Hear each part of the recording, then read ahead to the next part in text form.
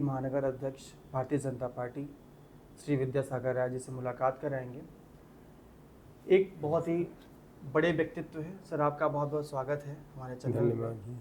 कई दिनों से प्रयास चल रहा था कि आप थोड़ा बात हो, जनता को आपसे रूबरू कराएं।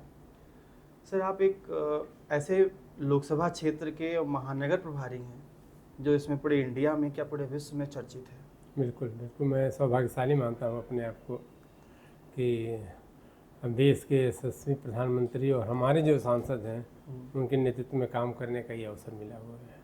सर, काशी से बहुत उम्मीदें रहती हैं, पूरा विश्व देखता है, तो क्या एक महानगर प्रभारी होने के कारण कोई दबाव महसूस करते हैं? बिल्कुल बिल्कुल, चारों तरफ से दबाव रहता है क्योंकि हम ऐसे जगह पर स्थित हैं जहाँ एक सनातन नगरी काशी है। इसका अपना अकेले जो है एक बड़ा महत्व है। उसमें मोदी जी जैसा सांसद हम सबको मिला है जो देश का प्रतिनिधित्व कर रहा है, तो अपने को सोच विचार कर कुछ भी काम करने के लिए 10 बार सोचना पड़ता है। कहीं ऐसा ना हो कि हम कहीं का त्रुटि हो जाए जिसका भुगतना मतलब पार्टी को भुगतना पड़े, ऐसा ना हो। इसलिए सोच विचार करके, और कार्यक्रम भी आते रहते हैं, लाटअप कार्यक्रम बनारस में होता है, उनको निभाना पड़ता है, करना पड़ता है। इतना ज़्यादा वीआईपी मूवमेंट बनारस में होता है। कल हम लोग कवर कर रहे थे न्यूज़, माननीय प्रधानमंत्री जी आए हुए थे काशी में, दर्शन भी किए महादेव का, किसानों को उन्होंने सम्मान निधि भी यहीं से जारी की, गंगा आरती में शामिल हुए।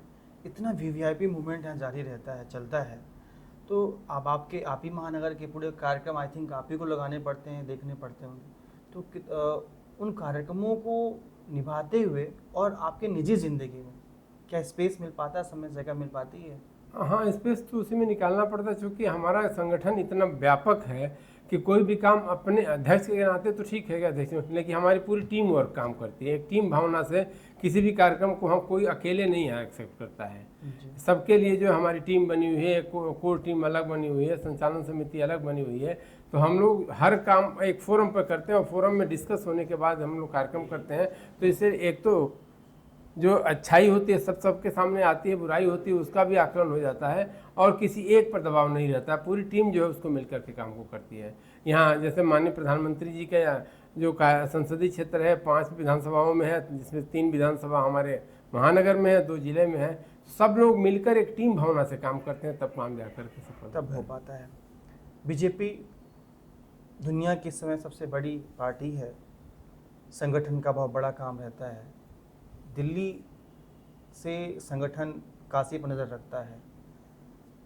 आपको जब प्रभार दिया गया तो एक बड़ी जिम्मेदारी है, तो क्या लगता है आपको किन कारणों से इतनी बड़ी जिम्मेदारी आपको सौंपी गई बनारस में?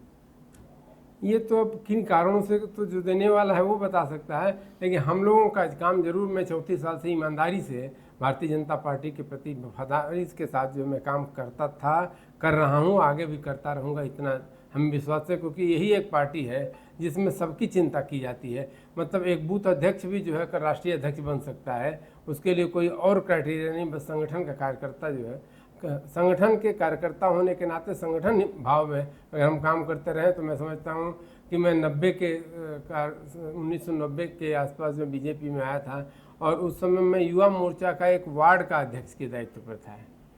और आज जो पार्टी 34 सालों में यहाँ तक पहुँची है, निश्चित ही हम जैसे कार्यकर्ताओं के निष्ठा से ही पड़ती है। बीजेपी का अपना एक मोटो भी है, एक मोनोपोली भी है कि भारतीय जनता पार्टी कार्यकर्ताओं के बेस पे काम करती है। तो कार्यकर्ता भाव से हर कार्यकर्ता जो भी हमारे पदाधिकारी बनता है, एक टीम भावना की तरह से काम करता है, और देश के लिए करता है, समाज के लिए करता है। माननीय प्रधानमंत्री जी हमेशा कहते हैं कि राष्ट्र एक, पहले हो ना नेशन फर्स्ट है। तो उस भावना को लेकर के, उस भाव को लेकर के हम लोग भी काम करते हैं। आपने कहा आप 34 सालों से जुड़े हुए हैं भारतीय जनता पार्टी से। आपका जो जीवन रहा है, आप आई थिंक बगल से ही गाजीपुर से आते हैं, चट्टा हुआ बनारस से। आपका छात्र जीवन कैसा रहा? आपका अपने लाइफ बारे में बताइए कि जब आपका स्टार्टिंग हुआ छात्र जीवन में आप आए तो कैसे क्या रहा?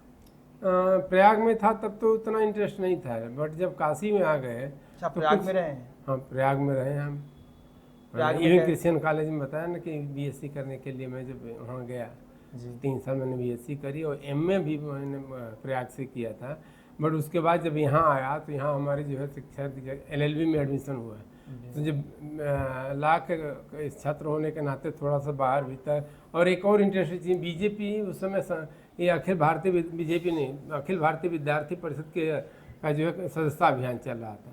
संयोग से उसमें मैंने बहुत बढ़ चढ़ का काम लिया।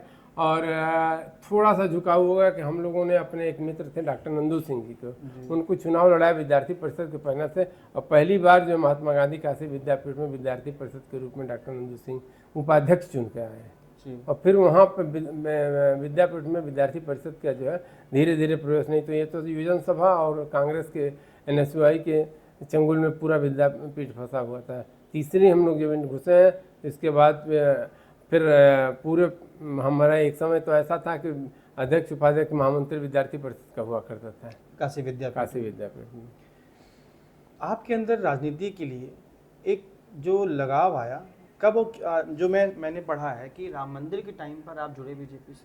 जी बिल्कुल, 90 का जो कार्यकाल था लगभग वही था। तो वो राम मंदिर का वो दौर कैसा था, क्या था जो आप लोग इतना ले आए? हम अयोध्या तो नहीं गए, बट जो अयोध्या जाने वाले यात्री थे उनको स्टेशनों पर खाना पहुंचाने का काम, या फिर वहां से भग के आते जो शरणार्थी शिविर यहाँ ये इंग्लिशिया लाइन पर बना था भारतीय शिक्षा मंदिर में, तो सबको खाना खिलाना, रात्रि में खाना खिलाना, दिन में खाना भोजन पहुँचाना, पैकेट पहुँचाना, या जो लोग जा रहे थे आ रहे थे तो इनकी सेवा करने में इतना आनंद आया है हम लोगों के, कहीं ना कहीं हमको समझ में नहीं आया कहाँ से मैं जो है उस माध्यम से भारतीय जनता पार्टी में जुड़ गया।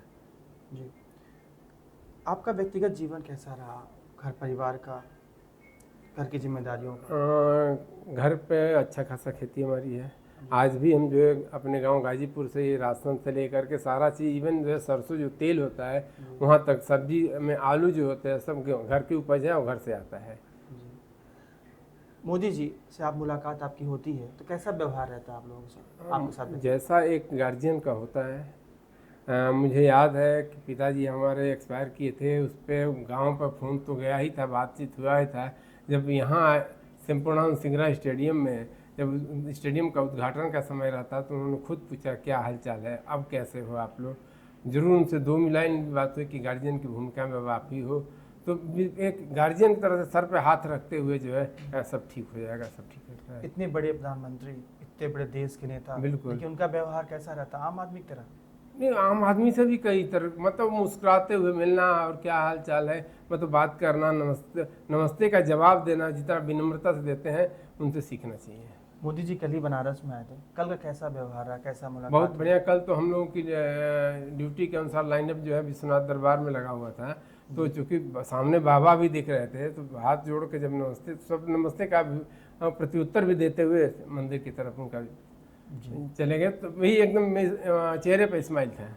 आप कैसा गर्व महसूस कर रहे हैं कि आपके प्रधानमंत्री देश के, आपके महानगर अध्यक्ष काल में तीसरी बार चुन के शपथ लेते हैं और देश में एक रिकॉर्ड बनाते हैं कि तीसरी बार पंडित नेहरू के बाद गैर कांग्रेसी सरकार, गैर कांग्रेसी व्यक्ति, आम आदमी PM बनता है, इस पर आप क्या कहेंगे? हम गौरवान्वित होते हैं और अपने को बहुत शक्तिशाली ये सौभाग्यशाली मानते हैं कि हम काशी में काशी के साथ साथ देश की भारतीय जनता पार्टी के कार्यकर्ता के रूप में सेवा करने का अवसर मिला है, और उसमें भी मोदी जी जैसा नेतृत्व मिला है, जिनके कुशल नेतृत्व में हमने 14 का चुनाव भी देखा, 19 का चुनाव भी देखा, और अभी 24 के चुनाव में भी हम सब एक अध्यक्ष के रूप में उनके साथ काम करने का मौका मिला है।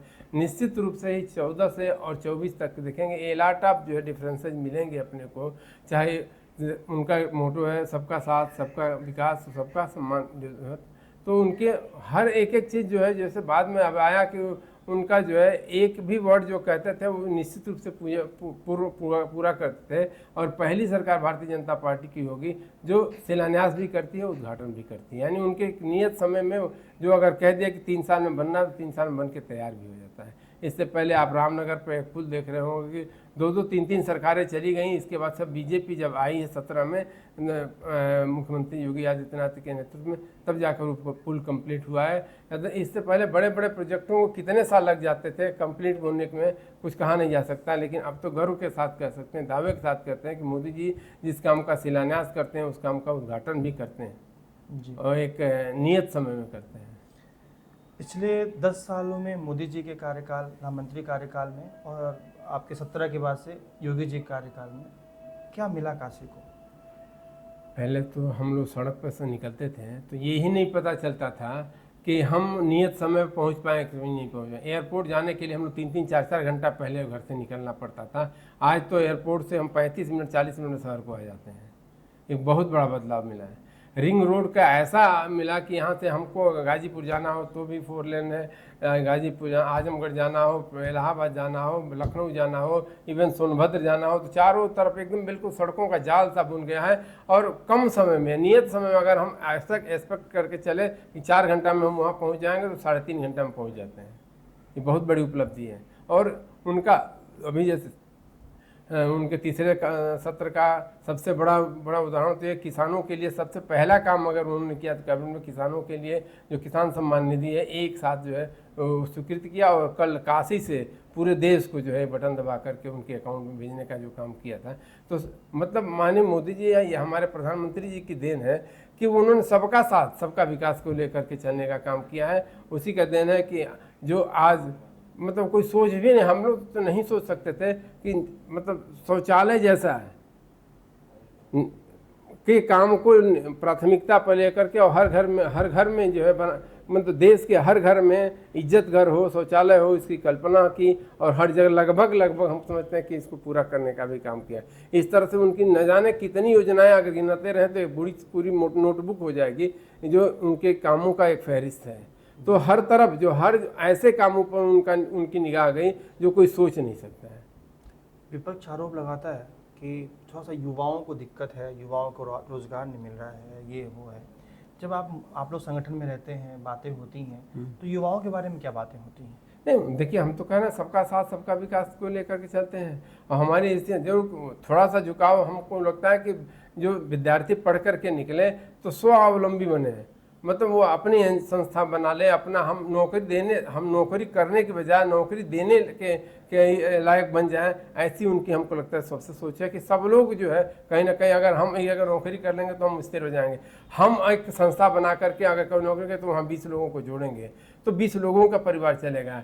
इस तरह से उनकी सोच, जो कौशल विकास हमारा आया या फिर संस्थाएं आई हैं, उससे बहुत बड़ा लाभ मिला। सबको जोड़कर सबको भाई हम भी अपना मालिक बने, खुद स्वयं मालिक, हम नौकर न बनकर मालिक बने। ये कॉन्सेप्ट जो लाने का काम उन्होंने नहीं करा है। जी, काशी कॉरिडोर, इसकी कल्पना पहली बार कब और किसने की और संगठन में से क्या रहा? यह सचमुच कुछ चीज़ें तो ऐसी हुई कि हम लोग जीवन में सोच भी नहीं सकते थे कि ये भी हो सकता है। जैसे विश्वनाथ कॉरिडोर, अयोध्या में राम मंदिर का निर्माण, विंध्य कॉरिडोर, हमारे जैसे प्रधानमंत्री के ही इसकी सोच है कि बिना कुछ न कि इससे पहले तो थोड़ा सा कोई ईंट हटा देता तो दंगा हो जाता था। 14 से लोग दंगा भूल गए। नहीं, हम लोग चलना मुश्किल होता अगर आज हमारी बीजेपी की सरकार मोदी जी न होते तो। ईश्वर जो करता है ठीक ही करता है। अदरवाइज मोदी जी के अलावा हमको नहीं लगता कोई संभाल पाता है इसको। इस विपरीत परिस्थितियों में को एकदम अपने अनुरूप बना करके वो काम करना, हंसते हंसते विश्वनाथ कॉरिडोर का जो कोई हम लोग कल्पना ही नहीं कर सकते कि हमारे जीवन में भी इसका उद्धार हो जाएगा और हम लोग बाबा को इस तरह से देखेंगे। क्योंकि काशी कॉरिडोर एक बहुत बड़ा हमें जो दिखता है, जब मैं पहले भी काशी आता था, तंग गलियाँ हुआ करती थी, थोड़ा सा जगह में महादेव हुआ करते थे। आज इतना बड़ा परिसर बन गया महादेव का, तो इससे श्रद्धालुओं में कितनी यानी कि वो आई इंक्रीमेंट, रुझान आया कि नहीं हमें जाना है? पहले और अब में क्या अंतर आया? पहले विश्वनाथ मंदिर में हजारों 2-4 हज़ार लोग चले जाते थे तो बहुत लगता है। ओकेजनली महाशिवरात्रि के अवसर पर, शिव बारात जब निकलती है उसके अवसर पर कुछ ओकेजनली तो भीड़ हो जाती थी। अदरवाइज पुलिस के संगीन के साये में कोई यहाँ काशी के लोग नहीं जाते थे, दूर के लोग तो मान लीजिए जो आस्था से बधे हुए भले आ जाए। आज लाखों लाख संख्या श्रद्धालु प्रतिदिन जो है बाबा विश्वनाथ का दर्शन करते हैं। लाखों कहाँ, हम 2-4-5 हज़ार में रहते थे, आज लाखों की तादाद में। और काशी का तो इतना विकास उसकी वजह से हुआ है कि चाहे वो मतलब नाश्ता से लेकर के, होटल से लेकर के, व्यवसाय से लेकर सब में उत्पत्ति हुई। जब काशी में लाखों लोग आते हैं, श्रद्धालु आते हैं, तो काशी को घूमते हुए काशी को देखते हैं। काशी का अपना एक अन्य अलग से क्या है, जैसे बनारसी साड़ी शादियों में पहले चलता था, अब ये भी प्रचलन हो गया है कि हम आए हैं तो बनारसी साड़ी ले चले। तो इस तरह से साड़ियों के मतलब हर क्षेत्र में सबको कहीं ना कहीं जो है आज सब जी खा रहे हैं खूब आराम से। नहीं तो इससे पहले कोविड के बाद तो लगता था कि कैसे क्या किया जाए। जी, आपको फिर से कार्यकाल मिला है, आने वाले 5 सालों में क्या आपका विजन है, आपकी पार्टी का विजन है कि क्या करेंगे और बनारस के लिए? देखिए, हम लोग तो लगातार दूसरा काम हमारा डेवलपमेंट है। पहला काम भले हम कहते हैं राष्ट्र एक संगठन, इसके बाद आता है, और काम के आधार पर ही हम जो है भारतीय जनता पार्टी आज अपना जो है लगातार जो 14 से धाक जमाए पड़े हुए सत्ता में है।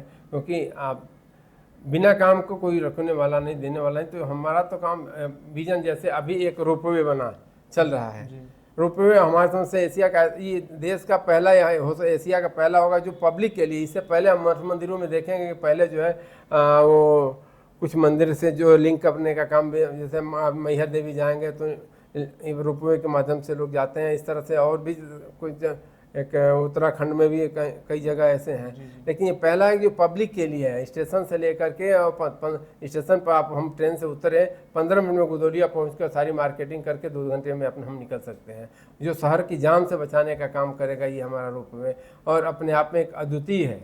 और ये एक्सपेरिमेंट के बाद हमको लगता है अगर ये सफल हो गया तो हम पूरे शहर को जोड़ देंगे। इवन सारनाथ भी जाना होगा तो कैंट से सारनाथ तक, या गुदौलिया से सारनाथ तक का भी, या फिर और भी इसको गंगा उस पार तक भी ले जा सकते हैं कि इसका बढ़ावा देने के। तो इसके अलावा हम लोगों ने जो एक नया घाट देखे होंगे, नमो घाट बना है, जहाँ नमो घाट के पास ही जो हमारा स्टेशन काशी है, काशी को तो ऐसा बना दिया कि मतलब आकाश मार्ग से भी वहाँ हेलीपैड 2-2, 3-3 बने हुए हैं, एयर मार्ग से भी, रेल मार्ग से भी, जल मार्ग से भी, किसी भी तरह से वहाँ एक इतना बड़ा जो है एक प्लेटफॉर्म तैयार हो रहा है जो हमारी सोच से परे था। जी, आगे 27 में फिर विधानसभा चुनाव है, उसकी तैयारियां भी चालू हो गई हैं कि? भारतीय जनता पार्टी लगातार अपने संगठन को चुस्त दुरुस्त बनाए रखती है कि कभी भी जरूरत पड़े हम तैयार हैं जी। और थोड़ा सा जरूर हम कहेंगे कि इस बार जो यूपी में हम लोग झटका खाए हैं, तो अपने लिए जो है एक काम करने का, उसको और ठीक करने का एक अवसर मिला है 2-2.5 साल का। निश्चित रूप से हम जो है इस बार अभी आपने कहा कि झटका लगा है, यूपी में थोड़ी सीटें कम आई हैं इस बार, उम्मीद थोड़ा सा कम है, तो इससे क्या कारण हो सकता है, क्या लगता है आपको? अब इसकी समीक्षा करेगी पार्टी, इसकी समीक्षा करेगी क्या क्या कर सकते हैं। अदरवाइज हम लोगों ने तो उठा नहीं रखा था, जितना संभव था अपने करने का प्रयास किया। कुछ मतदान प्रतिशत कम होने का भी असर है, में लोग निकल नहीं, हाँ ये भी एक, सुबह और शाम 2 ही थोड़ा सा कुछ टाइम वोटिंग हुई, ऐसा लोग कह रहे हैं।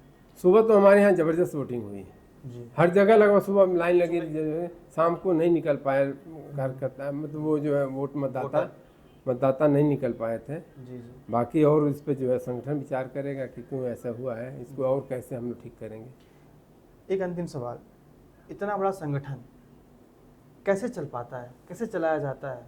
दिल्ली से यहाँ तक, हर गांव तक, हर शहर तक, मेन तो कमांड दिल्ली में होती है, आपके राष्ट्रीय अध्यक्ष जी होते हैं, लेकिन इतने बड़े संगठन को आप लोग कैसे चलाते हैं?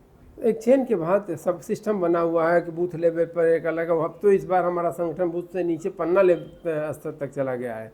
तो पन्ना प्रमुख से ऊपर जो है हमारा बूथ इंचार्ज, बूथ की समिति, बूथ कमेटी, बूथ के बाद हम लोग शहरों में एक वार्ड की इकाई हमारी होती है जो नगर निगम की होती है, नहीं तो मंडल करते हैं। मंडल के बाद हम जिले पे जाते हैं, जिले से यूपी में तो क्षेत्र भी है, तब जा करके हम केंद्रीय नेतृत्व करें। तो एक चेन सा बना हुआ है। अभी भी हम लोगों को हो सकता है कि अब कुछ दिनों बाद नई सदस्यता शुरू हो, नए सिरे से फिर सरकार के गठन वगैरह की कार्रवाई चलिए, जो पेंडिंग हो गया पड़ा हुआ था। जी जी सर, बहुत बहुत धन्यवाद आपका हमसे बात करने के लिए। जनहित इंडिया पर ऐसे ही देश के प्रमुख लोगों का हम इंटरव्यू करते रहेंगे और आपको उनके अनुभवों से मिलाते रहेंगे, बात कराते रहेंगे। जय हिंद, जय भारत।